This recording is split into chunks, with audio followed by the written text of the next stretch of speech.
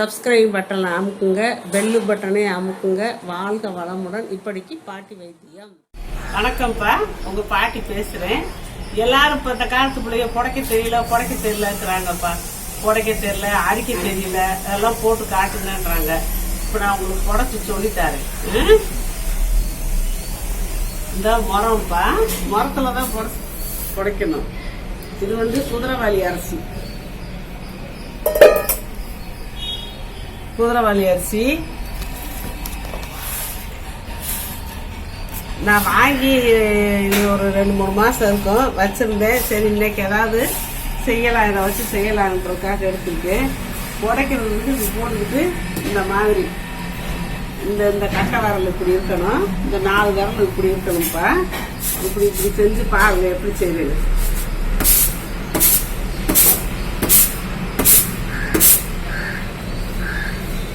இப்படி குடைச்சோம்னா இதுல தூசி ஏதாவது இருந்தா முன்னாடி நிற்கும். இப்படி ஏதாவது பார்த்தா தெரியும். இது கடைகள்ல இப்ப சுத்தமாவே பாக்கெட் போட்டு விற்கிறாங்கப்பா, சுத்தம் பண்ணி. இப்போ தூசி வண்டெல்லாம் இருக்காது. முந்தியெல்லாம் அந்த காலத்துல எல்லாம் கல்லு மண் எல்லாம் இருக்கும். இப்போ ஒரு கல் இருக்காதுப்பா. இப்ப நம்ம புடைக்கிறதா இப்படி புடைச்சோம்னா ஏதாவது தூசி இருந்தா போட்டு புடைக்கிறது தான். இந்த இப்படி சின்ன சின்ன அரிசி கூர்ண மாதிரி இருக்கிறது இப்படி முன்னாடி நிற்கும். இது தேவையில்லைன்னா தூக்கி இப்படி போட்டுடலாம். இது தேவைதான், ஒன்றும் கெட்டு போறது தான், நம்ம நல்லா யூஸ் பண்ணலாம். இது தேவையில்லை. வேற ஏதாவது இருந்தால் இப்படி கிண்டி பார்த்துக்கிற வேண்டியது. கல் இருந்துச்சுன்னா இப்படியே செய்வோம். இப்படியே செஞ்சு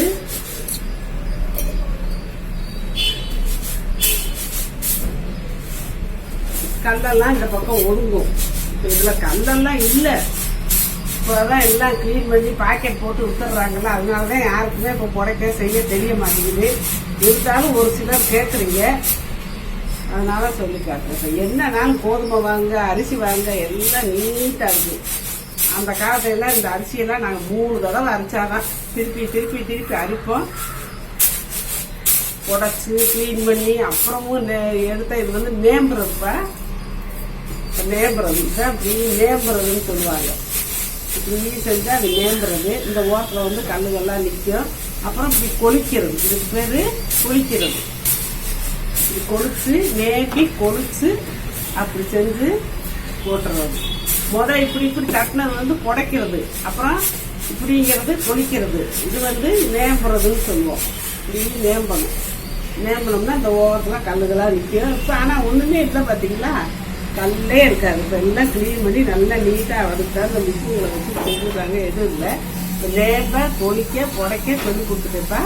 இந்த பற்றி ஏதாவது தூசி இருக்கான்னு பார்த்து கிளீன் பண்ணிக்கலாம், அவ்வளோதான். தூசி எதுவுமே இருக்காது அந்த காலத்தில். அதனால பொம்பளைங்களுக்கு அது மறந்தே போச்சுப்பா. இதான் புடைக்கிற பாருங்க, இதுதான் புடைக்கிறது. இது இப்படி செஞ்சா கொளிக்கிறதுன்னு சொல்லுவாங்க. இது நேம்புறது அப்படியே ஒரு ஓரமாவே இப்படி தள்ளிட்டு வரும். தள்ளிட்டு இதை கூட இப்படி எடுத்து அப்படி செஞ்சு இப்படி போட்டுக்கலாம். நல்லா வெளிச்சமான இடத்துல தான்ப்பா உட்காந்து புடைக்கணும். ஏன்னா அப்பதான் நம்ம கண்ணுக்கு வேற ஏதாவது தூசி இருந்தா தெரியும்.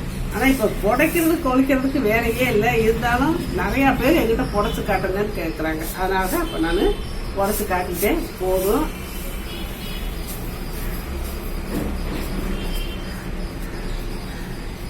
ஏதாவது புடைக்கணும், ஒருவேளை ரேஷன் அரிசி இருந்தா அதுல ஏதாவது புடைக்கிறது ஏதாவது இருக்கும், புடைச்சு பார்த்துக்கு. ரேஷன் அரிசியில கூட இப்ப கல்லெல்லாம் இருக்காதுப்பா. நெல் வேணா இருக்கும், பிறக்கலாம். ஏதாவது தூசி இருந்தா இருக்கும், உமி இருந்தா இருக்கும். அதை புடைச்சு நம்ம எடுத்துக்கலாம். நான் தெரிஞ்ச மாதிரி புடைச்சு எடுத்துக்கலாம்ப்பா. இதுவேளை இப்படி புடைச்சு பழகிக்கங்க. வாழ்க வளமுடன். சப்ஸ்கிரைப் பட்டனை அமுக்குங்க, பெல்லு பட்டனை அமுக்குங்க. வாழ்க வளமுடன். இப்படிக்கு பாட்டி வைத்தியம்.